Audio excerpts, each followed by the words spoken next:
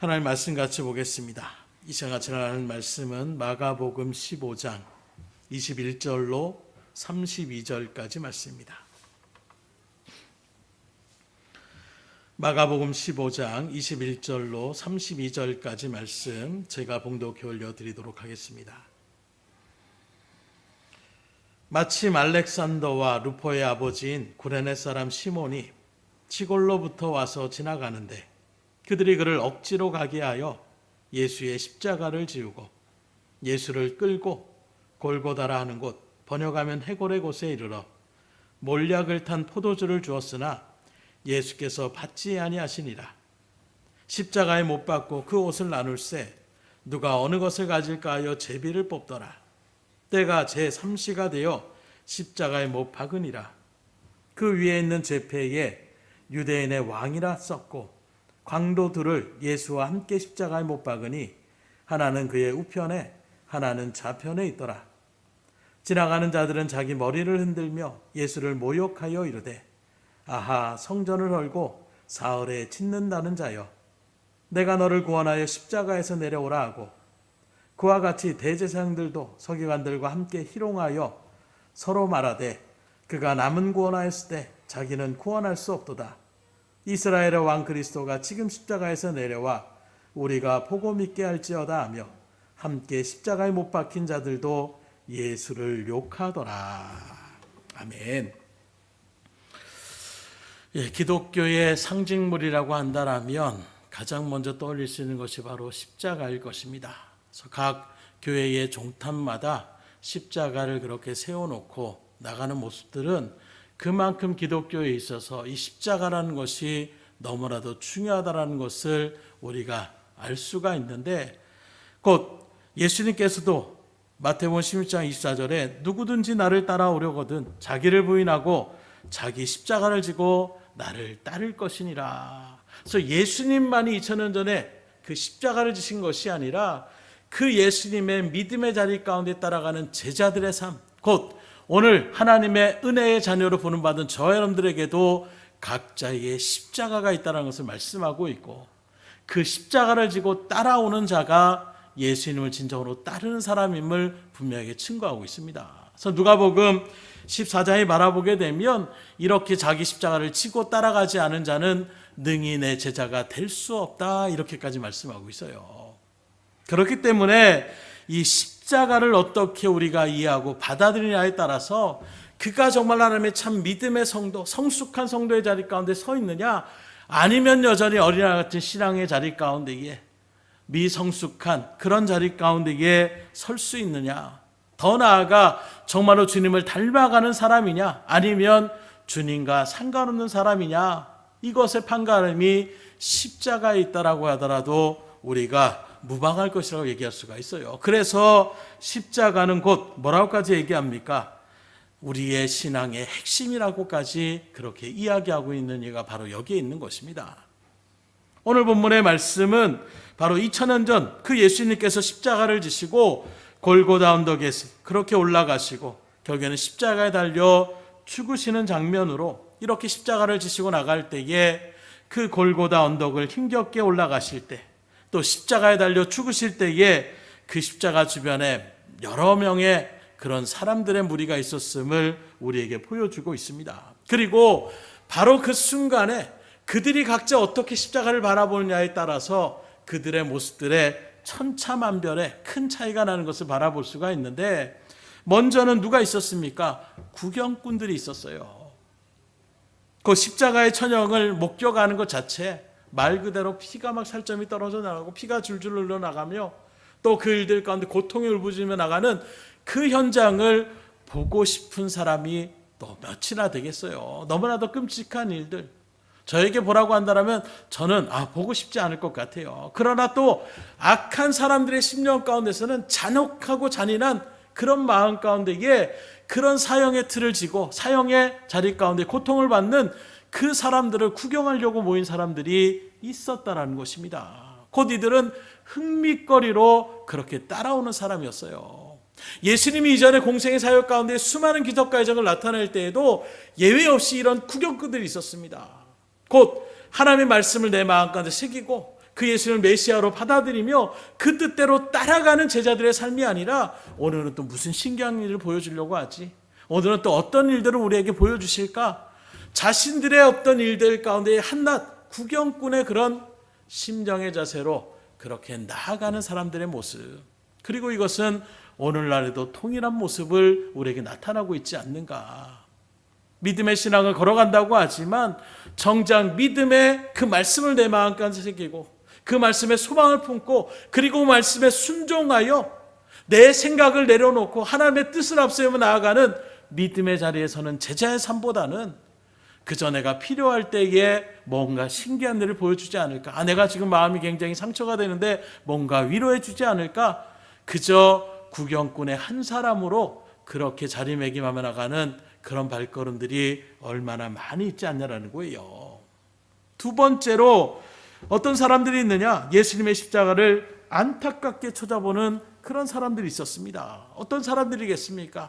그래도 예수님을 따랐던 사람들, 예수님을 그래도 믿음 가운데 영접했던 사람들, 그 예수님을 메시아로 그래도 받아들였던 사람들, 이들은 한결같이 예수님이 이스라엘을 구원할 자로, 근데 이런 일들 속에서도 정말로 이 십자가의 의미를 전혀 생각하지 못하는 일들 속에서 그 예수님이 로마의 정권을 몰아내고 수많은 어떤 비리를 저지르는 종교지대들을 솎아내고 그리고 다시 이스라엘을 믿음의 나라로, 구원의 나라로, 든든한 나라로 그렇게 세워지기를 바라는 마음 가운데 따랐던 그런 사람들이 있었다는 거예요. 그런 그들의 마음 가운데는 어떤 마음이겠습니까? 바로 예수님을 통하여 그 로마를 빨리 몰아내는 그런 멋지고 화려하고 정말 사위다와 같이 권세와 능력을 나타내는 그런 예수님의 모습을 바라보고 있는데 전혀 그런 기대를 예수님의 모습에서 찾아볼 수가 없는 거예요.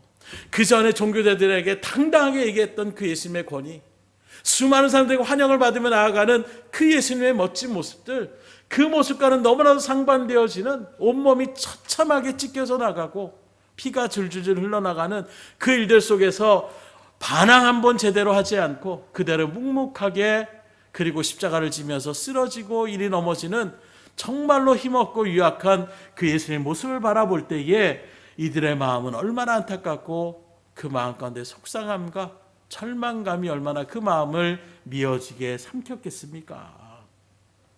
어쩌면 그들은 당장이라도 죄인들을 구원하며 나가시 선포하였던, 그리고 병자들을 고쳐나갔던, 그리고 권세 있는 일들 가운데 종교자들에게 거침없이 복음을 선포하며 나갔던 그 예수님이 한순간에 십자가를 버려버리시고 당당하게 서서 그들을 한순간에 진멸하며 나가시는 멋진 모습을 아마 기대하며 생각하며 그 예수님을 끝까지 따라갔던 그런 간절함의 마음으로 예수님을 지켜봤던 그런 무리들도 있었을 것입니다. 세 번째는 어떤 사람들입니까? 이들은 보다 적극적으로 오히려 예수님을 조롱하고 희롱했던 사람들이 있었어요. 29절에 보니까 이들은 지나가는 사람들이라고 얘기하고 있습니다. 곧 거기에 집중하며 나가는 것이 아니라 그저 그 일들 가운데 무슨 일 때문에 지나가는지 모르지만 지나가다가 휙 보니까 저 예수 아니야? 이런 마음으로 쳐다보면서 뭐라고 합니까? 자기 머리를 흔들면서 혀를 차면서 얘기하는 거야. 아하, 성전을 사흘 만에 짓는다고 했던 사람이요, 이전에 예수님께서 말씀을 선포하며 나가되 특별히 성전 앞에서 그 화려함의 성전을 얘기할 때에 이 성전을 내가 허물고 사흘 만에 다시 짓겠다라고 말씀하셨던 그 말들을 기억해낸 사람들이었다는, 곧 예수님 옆에 그래도 말씀을 들었던 사람이라는 것을 우리가 유추해 볼 수 있는 사람들이에요. 그런데 그 사람들이 어떻게 합니까? 예수님에 대한 그 말들을 콧깝게 여겼던 사람들이었던 것 같아요. 더 나아가 뒤에 대제사장들과 서기관들과의 어떤 일들 가운데 합세하는 것을 바라보면 바로 그 무리 가운데 같이 있었던 사람들이지 않을까. 이들은 적극적으로 예수님을 조롱하며 나아갑니다. 성전을 그 46년이 넘도록 지금 짓고 나가는 그 성전을 사흘 만에 짓는다라고 얘기하는 그 일들 가운데에 그럼 너를 한번 구원해서 내려와 봐라, 이렇게 지금 예수님의 처참한 물건 가운데에 지금 당장 십자가에서 내려보라고, 권능을 한번 행해보라고 예수님을 조롱하며 나가고 있는 것입니다. 그리고 이러한 이들의 말을 받아서 대제사장들과 서기관들도 함께 예수님을 희롱했다라고 얘기하고 있어요. 뭐라고 합니까? 그가 남은 구원하였으되 자기는 구원하지 못하는구나. 이스라엘의 왕 그리스도가 지금 십자가에 내려오라. 그러면 우리가 그것을 보면 믿겠다. 인정하겠다. 이 말은 무엇입니까? 내려오면 받아들이겠다는 마음이 아니라 그것도 못하는 주제에 뭘 그렇게 그동안 나서고 우리들에게 창피를 주고 이런저런 일들 가운데 우리를 대적했느냐, 그런 마음으로 지금 희롱했다라고 얘기하고 있는 것입니다. 내려오면 믿겠다. 이 말은 내려오면 믿겠다라는 그런 믿음의 고백이 아니라 내려오지 못할 것을 생각하는 일들 가운데서 말 그대로 희롱하며 조롱했다라는 것을 성경 분명하게 증거하고 있는 것입니다. 이렇게 예수님의 희롱과 조롱의 일들 가운데에 그 파급 효과가 어떻게 나가느냐, 이제는 예수님 좌우편에 그렇게 십자가를 지고 있었던 말 그대로 강도라고 일컬어지는 그 강도들도 예수님을 욕했다라고 기록하고 있어요. 왜 이들이 욕을 했을까? 그 부분을 같은 공간복음서인 누가복음서 23장에 보면 우리가 충분히 또 유추해 볼 수가 있는데, 곧 한 강도가 뭐라고 하느냐, 네가 그리스도가 아니냐, 구원자가 아니냐, 그러면 너도 구원받고 우리도 구원시켜봐라. 이 고통 가운데서 우리를 좀 구원해달라. 이렇게 지금 예수님 앞에 요구를 하는 거예요. 그런데 그 일들 가운데 주님께서 아무 말씀도 하지 않으니까, 전혀 반응하지 않으니까 그 일들 가운데 지금 욕을 하고 있는 것입니다. 구원할 수 있는 그리스도라고 그렇게 얘기하면서 당장 우리들을 구원하지 못하는 주제에 무슨 그리스도라고 얘기하느냐, 이렇게 지금 예수님을 욕하며 나가는 그런 모습들을 우리가 바라볼 수가 있는 거예요. 이렇게 바라볼 때에 예수님을 조롱하며 희롱하며 비웃는 그 사람들의 한결같은 요구는 무엇입니까? 십자가에서 내려오라는 거예요. 내려오면 믿겠다라는 것입니다. 네가 정말로 그만한 능력이 있고 그만한 권세가 있고 그만한 구원의 역사를 이룰 수 있다라면 네가 먼저 십자가에 내려와 봐라. 너 스스로를 구원해 봐라. 그러면 우리가 너를 하나님 보내신 메시아로, 구원자로 받아들이겠다. 이렇게 얘기하고 있는 것입니다. 그러면 지금 그 십자가를 대하며 나가는 여러분들의 마음의 심령은 어떠냐는 거예요. 여러분들은 과연 어떠한 믿음의 자세로 예수님의 십자가를 바라보며 나아가고 있습니까? 혹시 오늘 지나가는 구경들과 같이 십자가를 대하고 있지는 않습니까? 그저 구경꾼의 한 사람으로, 나와는 전혀 상관없는, 예수님 2000년 전에 십자가 지셨지, 그것 때문에 내가 구원받았지, 그저 내 어떤 구원의 일들 가운데 만족감에 사로잡혀서 전혀 예수님의 어떤 고난의 십자가를 생각하지도 않고 우리의 대속의 십자가를 생각하지 않고 나의 삶을 먼저 우선적으로 생각하며 나아가는, 그리고 그 일들 가운데에 나도 지금 지쳐있는데 예수님 십자가는 모르겠고 내가 지금 어렵고 힘들고 있는, 내가 고통받고 있는 그것 좀 구원해달라고 우리가 주님 앞에 요구하고 있지는 않냐라는 거예요. 특별히 한 주간 고난 주간을 우리가 지나면서도 얼마나 주님의 그 십자가를 우리가 감사하며 그 십자가를 묵상하며 그 일들 가운데 마음을 다하여 나갔습니까? 전혀 주님의 십자가를 생각하지 않고 평소의 내 삶의 일들 가운데 치우쳐서 분주한 삶으로 그렇게 한 주간을 보내고 있지는 않았습니까? 그렇다면 오늘 말씀에 등장하는 구경꾼들과 무슨 차이가 있겠어요? 2000년 전에 죽었던 그 대속의 십자가를 전혀 내가 마음 가운데 새기지 않는다라면 그것이 어찌 우리 마음 가운데에 온전한 십자가의 은혜 자리 가운데 자리매김하는 믿음의 자리라고 이야기할 수가 있겠습니까?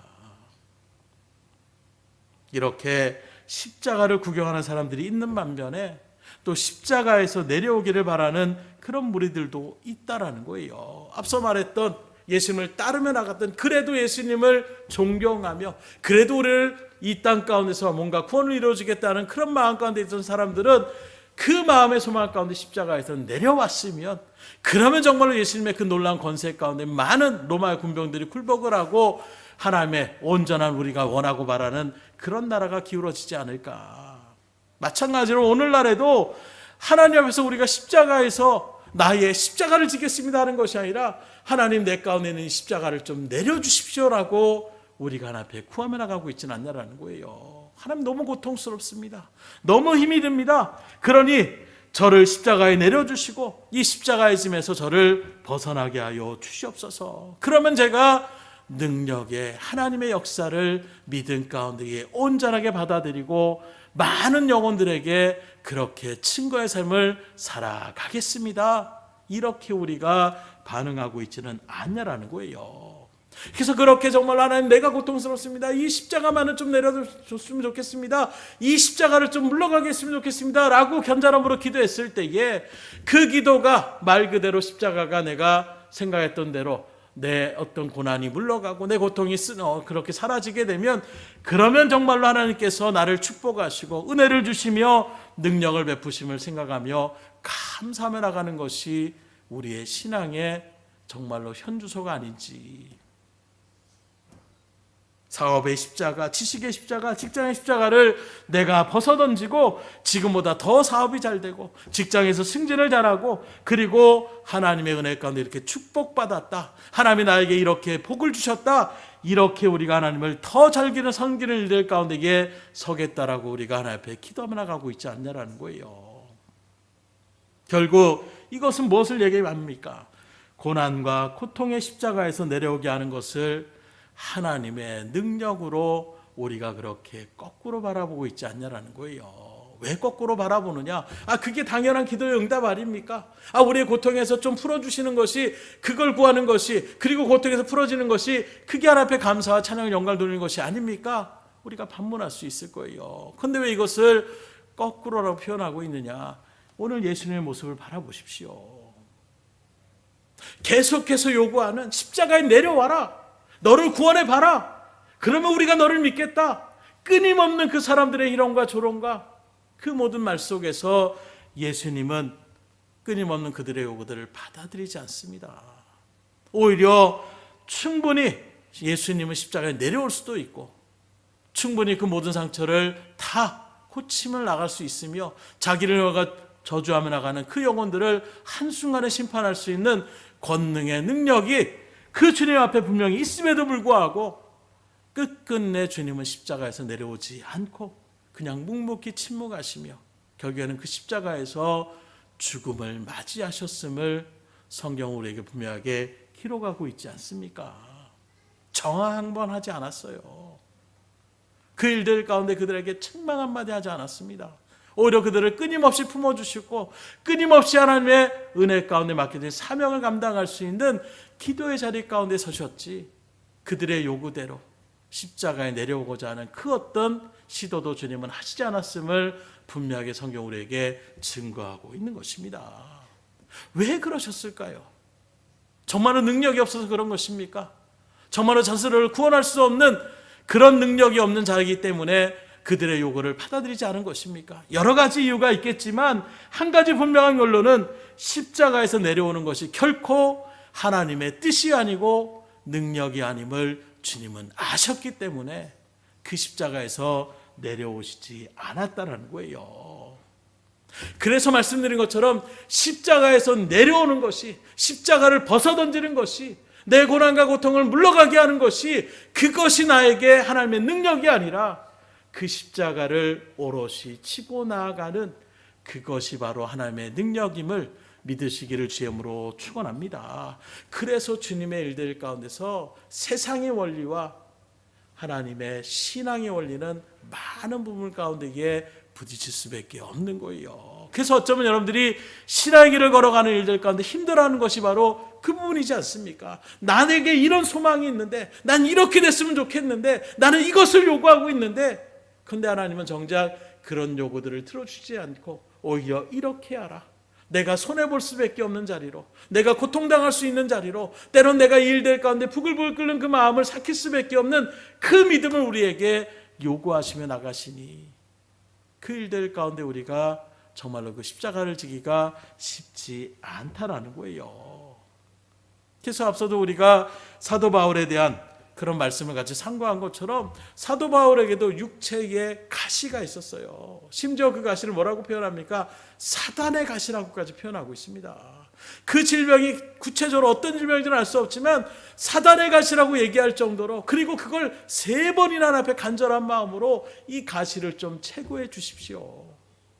그것도 그냥 내가 아프니까 좀 제거해달라는 것이 아니라 하나님의 복음의 사역을 하는데 많은 일들 가운데 이것이 장애가 되니까 하나님이 사단의 가시를 제거해 주십시오. 그런 의미에서 사단의 가시라고 얘기하고 있는 거예요. 사역의 일들을 제대로 하지 못하도록 복음의 증거를 하는 일들 가운데 해방이 되는 일들이 있었기 때문에 사단의 가시라고 그렇게 바울은 고백하면서 하나님께 그것을 좀 제거해달라고 기도하는 것입니다. 그런데 주님께서 뭐라고 합니까? 내 은혜가 내게 족하다. 오히려 사도 바울에게 그 가시를 갖다가 제거해 주시는 것이 아니라 그것이 있음으로 해서 더욱더 믿음의 자리에 설 수 있다라고 이야기하고 있는 거예요. 그래서 바울은 약할 때 강함이 되시는 은혜가 무엇인지를 다시 분명히 깨닫게 되고, 그 약함을 내가 아는 그 일들 가운데 있을 때에 나의 자랑이 나올 수 없고 철저하게 하나님만을 의지하며 나갈 수 있기에 오히려 이것이 나에게 은혜다라고 고백하는 것을 우리가 바라볼 수 있어요. 곧 육체의 가시라고 생각하는 그 고통의 질병이 오히려 하나님의 능력의 역사의 자리가 됨을 성경 우리에게 분명히 증거하고 있는 것입니다. 그러면 다시금 여러분들에게 묻습니다. 여러분들은 신앙의 길을 걸어가면서 하나님의 능력과 하나님의 놀라운 축복과 은혜를 충만히 누리며 경험하고 싶으십니까? 그렇다면 십자가에서 자꾸 내려오려고 하지 마시고 나에게 맡겨진 십자가를 묵묵히 치며 나아갈 수 있는 믿음의 자리 가운데 설 수 있기를 주님으로 축원합니다. 왜냐하면 오늘 말씀해 주신 것처럼 십자가에서 내려오는 것이 능력이 아니라 십자가를 치는 것이 능력이기 때문이라는 거예요. 그럼에도 불구하고 이 복음의 말씀들을 여러분들이 모르는 것이 아닙니다. 저를 스스로도 말씀을 주면서 생각할 때에도 여전히 우리는 십자가를 지는 것을 좋게 여기지 않는다라는 거예요. 말씀은 알지만, 말씀의 은혜는 내가 깨닫고는 있지만 정작 현실의 삶의 일들 가운데서 고통을 좋아할 사람이 누가 있고 고난을 지고 갈 사람이 누가 있겠습니까? 그걸 즐길 수 있는 사람이 몇이나 되겠어요? 아니, 좋아하지 않은 정도는 아니고 그 정도가 아니라 더 나아가 앞서 말씀드린 것처럼 십자가 없이 살아가려고 하고 그것이 축복이고 오히려 능력이고 하나님의 역사라고 우리는 그렇게 생각하며 십자가를 쳐버리려고 나아가고 있지는 않냐라는 거예요. 그러나 하나님은 십자가를 지는 것이 능력이라고 말씀하고 있으니 십자가에서 내려오는 것이 능력이 아님을 분명히 여러분들 심령 가운데 새기시고 자기 십자가를 지시고 주님의 그 십자가의 길을 따라갈 수 있기를 주님으로 축원합니다. 그때 믿음의 역사가 일어나는 거예요. 2000년 전 그 예수님은 죄가 없었음에도 불구하고 십자가를 지시고 그 골고다 언덕에서 십자가에 비참한 죽음의 자리 가운데에 그렇게 죽음을 맞이하셨습니다. 조롱과 멸시와 희롱과 그 핍박 속에서 끊임없이 십자가에서 내려와라, 그러면 믿겠다, 끈질길 요구해도 응답하시지 않고 그대로 그 십자가에서 죽음을 맞이하셨음을 우리는 분명하게 묵상할 수 있으셔야 돼요. 이러한 예수님의 모습은 인간적으로 바라볼 때는 너무나도 허무하고, 아니 정말로 메시아가 맞는가? 라는 의구심이 들 수밖에 없는, 제대로 한번 싸워보지도 못하고 제대로 능력 한번 발휘하지도 못하고 그저 허망하게 죽음의 자리에 놓여있는 것 같은 그런 모습을 우리가 바라볼 수가 있는 거예요. 그래서 실제로 제자들의 모습들도 어떻습니까? 낙심하고 절망하며 예루살렘에서 그렇게 떠나가는 일들 속에서 실망감과 허무감에 절어 나아가는 그 모습을 우리가 바라볼 수 있지 않습니까? 너무나도 속절없이 그렇게 죽어나가는 그 십자가의 죽음의 예수님을 제자들은 받아들이기가 너무나도 힘들었다는 거예요. 그런데 놀라운 사실은 이 예수님의 능력이 십자가에서 내려오는 것이 아니라 끝까지 십자가를 지셨을 때에 놀라운 역사가 나타났다라는 거예요. 오늘 우리가 읽지는 않았지만 마가복음 15장 38절에 바라보게 되면 예수님이 이렇게 십자가에 운명을 하셨을 때에 성소의 휘장이 위로부터 아래로 찢어졌다라고 표현하고 있어요. 이 부분도 몇 번 말씀드린 것처럼 보통 우리가 생각하는 커튼 정도의 굵기가 아닙니다. 엄청난 두께에 사람의 힘으로 결코 찢을 수 없는, 더 나아가서 그래도 정말 힘 있는 사람이 찢는다라고 하면 어떻게 찢을 수 있겠어요? 밑에서 잡아서 찢어야지 흠집을 나고 찢어질 수가 있는데, 성경은 분명하게 우리에게 말씀하고 있습니다. 밑에서부터 찢어진 것이 아니라 위에서부터 찢어졌다라고 얘기하고 있는 것입니다. 이것은 사람의 어떤 힘으로 찢어진 것이 아니라 하나님이 그 휘장을 찢었다라고 얘기하고 있어요. 그리고 이 휘장을 찢었던 의미가 있습니다. 그건 바로 무엇이냐? 이 휘장은 바로 성소와 지성소를 나누는 그런 장막이라고 얘기할 수가 있어요. 그래서 이 지성소는 대속죄일에 유일하게 대제사장, 그 해에 뽑혔던 대제사장만이 7월 달에 그 대속죄일에 유일하게 그 어린 양을 잡은 피를 가지고 온 이스라엘 죄를 담당하는 그 일들 가운데서 거기에 들어갈 수 있는, 그럼에도 불구하고 그가 하나님의 뜻 가운데 거스르는 어떤 모습을 나타낸다라면 죽임을 당할 수도 있는, 정말로 두렵고 떨릴 수밖에 없는 것이 바로 지성소에 하나님이 계신다라는 그 지성소에 들어가는 자리라고 얘기할 수가 있는 거예요. 바로 그 성소를 갖다가 찢었다라는 것은 이제 누구든지 예수 그리스도의 그 찢겨진 그 십자가의 죽음을 믿음으로 영접하고 주님의 보혈의 공로를 앞세워 나가는 자에게는 누구든지 하나님 앞에 나올 수 있다는 것을 상징적으로 보여주고 있는 사건이라는 것입니다. 그래서 오늘날 우리가 기도하며 나갈 때에도 누구도 여러분들이 누굴 대신하며 나가지 않아요. 여러분들 스스로가 누구든지 예수님 그리스도를 영접했다라면 그 하나님을, 그 거룩하신 하나님을, 그 하나님의 이름을 함부로 얘기했다고 해도 십계명의 그 사교처럼 너는 너의 하나님의 이름을 망령되이 일컬으지 말라, 함부로 하나님의 이름을 거론하지 말라라는 거예요. 그러면 오히려 하나님의 저주가 임할 수 있다고 말씀하고 있는데, 오늘 여러분들은 너무나도 쉽게 하나님 아버지라고 우리가 거침없이 기도하며 나가고 있지 않습니까? 그게 다른 것이 없어요. 예수님이 십자가의 죽으심을 통하여 그 성소를 위에서부터 아래로 찢어졌던, 그리고 그 하나님 앞에 누구든지 예수님의 그 보혈의 공로를 입고 나오는 자를 주님께서 받아주시겠다라는 그 은혜의 사건이 바로 어디서부터 납니까? 십자가에 내려왔을 때가 아니라 그 십자가를 지고 끝까지 그렇게 묵묵히 가시는 일들 속에서 십자가에 죽으셨을 때에 이 놀라운 하나님의 은혜의 능력의 역사가 일어날 수가 있었다라는 것입니다. 그래서 바울은 이런 예수님의 십자가의 승리를 빌립보서에서 모든 사람의 구주가 되셨다라고 분명하게 증거하고 있는 거예요.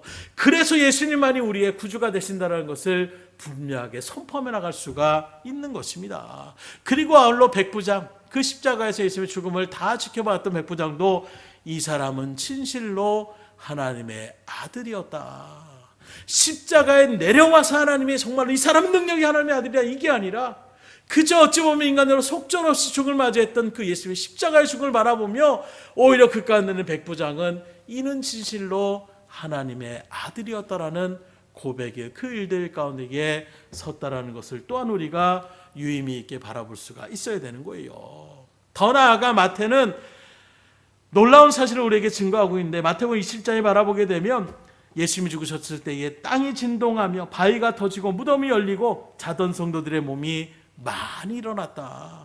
쉽게 말하면 죽었던 사람들이 다시금 살아나는 그런 역사들이 일어났다는 것을 이야기하고 있어요. 언제 일이 났다고요? 십자가 예수님이 내려왔을 때가 아니라 십자가에서 죽으셨을 때에 이러한 놀라운 능력의 역사들이 일어났다라고 말씀하고 있는 것입니다. 그리고 우리가 한편 생각하는 것, 만약에 정말로 그들의 요구대로 예수님이 십자가에서 내려오셨다라면 정말로 그들이 예수님을 믿음으로 영접하여 받아들일 수 있었을까요?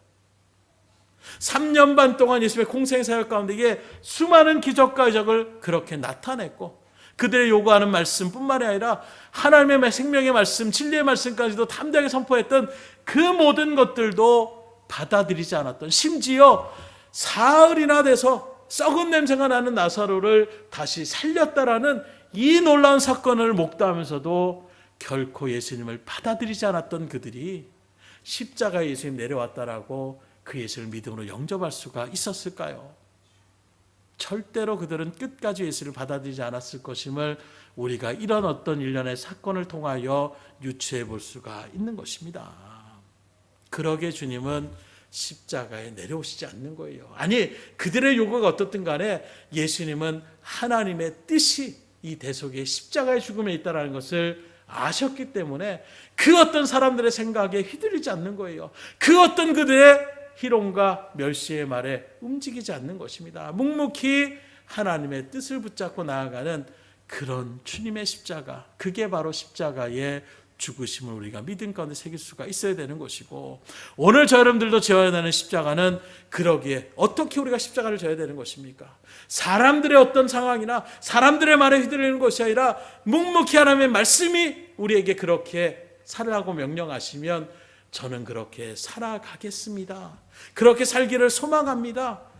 용서하라고 했으니 용서하겠습니다. 사랑하라고 하셨으니 살아가겠습니다. 섬겨주라고 했으니 섬기겠습니다. 손해를 보라고 했으니 손해보겠습니다. 나의 유익을 구하지 않고 남의 유익을 구하라고 했으니 나의 어떤 이득을 취하는 발걸음보다 다른 사람의 유익을 위하여 내가 살아가겠습니다. 그렇게 살아가는 것이 바로 나에게 맡겨진 십자가를 지는 삶인 것을 믿으시기를 주님으로 축원합니다. 그러기 다시금 분명하게 말씀드려요. 십자가에서 내려오는 것이 능력이 아니라 십자가를 치고 가는 것이 능력입니다. 그러니 나에게 맡겨진 십자가가 힘들다라고, 너무나도 괴롭다라고, 고통스럽다라고, 화가 난다라고, 억울하다라고, 창피하다라고 그 십자가를 벗어던지거나 내려오려고 하지 마시고 오히려 묵묵히 그 십자가, 하나님의 뜻을 앞세우며 하나님의 말씀을 앞세우며 순종의 발걸음으로 끝까지 십자가를 치고 따를 수 있기를 주님으로 축원합니다. 반드시 하나님의 능력이 그때에 역사하실 거예요. 오늘 본문에서 우리는 십자가를 진 또 한 사람을 만날 수 있습니다. 우리 김 지사님이 참 말씀을 보면서도 묵상을 하면서 준비하는 것, 그 일들 가운데 나오는 것처럼 유일하게 십자가를 지었던 사람이 있어요. 누굽니까? 바로 구레네 시몬이라는 사람이었습니다. 이 사람은 오순절, 아니 성지순례 가운데 유월절을 맞이해서 예루살렘에 그렇게 나가는 일들 가운데에 어쩌면 이 시몬도 뭔 일이 있는가 하는 구경꾼의 한 사람으로 그렇게 골고다로 끌려가시는 예수님을 지켜보려고 했을 거예요. 그런데 예수님이 정말 채찍을 당하시고 수많은 고통 가운데서 이제는 피를 흘릴 만큼 흘리는 일들 속에서 그 무거운 십자가를 지고 가기가 힘들어서 이리 휘둘리고 철이 넘어질 수밖에 없는, 아무리 채찍질을 가해도 나아가지 못하는 그 발걸음 가운데에 로마의 군병이 옆에 구경하고 있던 시몬, 구레네 시몬을 갖다가 잡아서 억지로 그 십자가를 치게 만드는 것입니다. 그러니 구레네 입장 가운데 바라보세요. 구레네 시몬의 입장 가운데 바라보게 되면 정말로 내가 칠 수 없는 십자가가 아닙니다. 내가 져야 될 십자가가 아니에요. 억울하게 끌려온 십자가입니다. 누구의 어떤 십자가라고 할지는 그 십자가를 치고 간다는 것 자체도 몸서리가 쳐질 거예요. 쉽게 말해서 여러분들이 죄가 없는데 감옥을 체험한다라고 뭐 요새 그런 일들을 하고 막 그러긴 하지만 정말로 그런 일들 가운데에 들어가는 것조차 난 그것만 못하겠어, 이렇게 우리가 반응하는 것이, 거기다 더 나아가서 십자가는 말 그대로 저주의 사형틀이에요. 그걸 지고 싶은 사람이 어디 있겠습니까?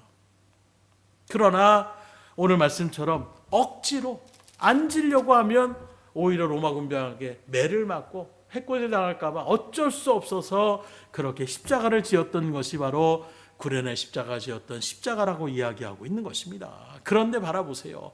이렇게 억지로 지었던 그 십자가도 구레네 시몬의 가정 가운데 엄청난 은혜의 축복을 우리에게 분명히 성경은 나타내고 있는데, 오늘 성경은 그 구레네 시몬을 소개하면서 뭐라고 합니까? 알렉산더와 루포의 아버지라고 표기하고 있어요. 그저 그 사람의 이름 또는 한 사람을 끌어서 예수님의 십자가를 치게 하였다 이렇게 해도 되는데, 굳이 알렉산더와 루포의 아버지 구레네 시몬이라고 표기하는 것은 뭘 얘기하고 있습니까? 이후에 교회 공동체 가운데에 이들의 사람, 이 구레네 시몬 또 알렉산더 루포라는 이 사람들이 중요한 일꾼의 역할을 감당했다는 것을 우리에게 암시하고 있는 것입니다. 그래서 실제로 이후에 사도 바울이 로마 10장에 바라보게 되면 주 안에서 택하심을 입은 루포와 그의 어머니에게 문안하라. 그의 어머니는 곧 내 어머니다.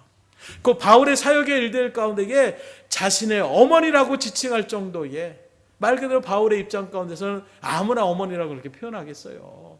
그만큼 어떤 신앙의 일들 가운데 도움을 주고 같이 협력하며 나가는 그런 봉사자 역할 가운데에 이 루포의 그 아내가 그 일들 가운데 있었음을 우리가 엿볼 수 있는 대목이라는 거예요. 특별히 뭐라고 표현하느냐? 주 안에서 택하심을 입은, 억지로 진 십자가라고 생각할 수 있지만 큰 하나님의 섭리 가운데 바라보게 되면 이 구레네 시몬이 예수님의 십자가를 같이 지게 된 것도 하나님의 섭리의 뜻이었음을 우리가 바라볼 수가 있는 대목이에요.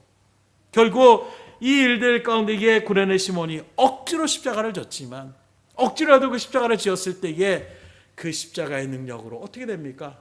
그 온 집안이 구원의 은혜의 자리 가운데 설 수 있는 은혜를 누리게 되었음을 우리가 엿볼 수가 있다는 거예요.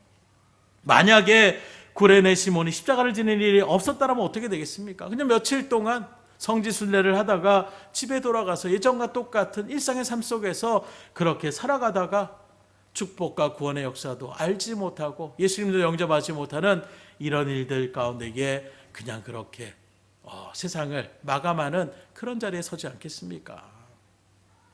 이렇게 바라볼 때에 억지로라도 십자가를 질 때에 구원의 역사가 일어났음을 여러분들이 믿음으로 바라보시고, 그런 여러분들도 십자가를 은혜로 짓는 것이 참 감사한 일이지만 억지로라도 그 십자가를 치며 나갈 수 있기를 주님으로 축원합니다. 그럴 때 하나님의 역사가 일어난다는 것을 보여주고 있는 대목이에요.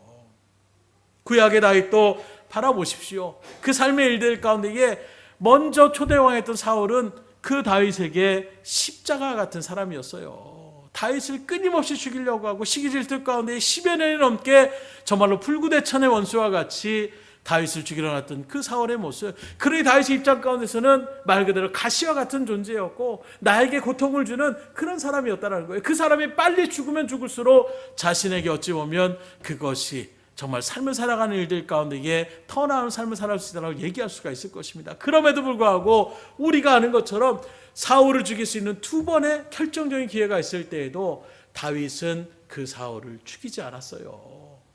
심지어 하나님이 세운 바 된 총을 내가 어떻게 죽일 수가 있느냐? 쉽게 말하면 다윗은 그 모든 삶의 모습들, 사울왕이 어떤 자기를 죽이려는 고통의 그 자리도 하나님의 섭리의 역사 가운데 있다는 것을 믿음으로 받아들인 거예요. 오늘날 말하면 자기의 십자가를 묵묵히 지고 갔다는 것입니다. 그 십자가의 기간이 무려 10년의 기간이었어요. 그리고 그 기간 동안에 얼마나 힘들었으면 자기의 적국에 그 블레셋의 망명을 그렇게 요구하며 나가는 그런 자리매김까지 서게 되었겠습니까?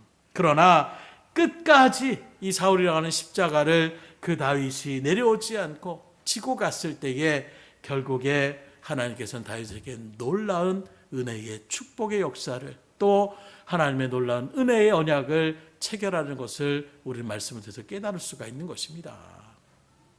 말씀을 드립니다. 주님과 가장 가까운 사람은 누굽니까? 바로 십자가를 지는 사람이에요.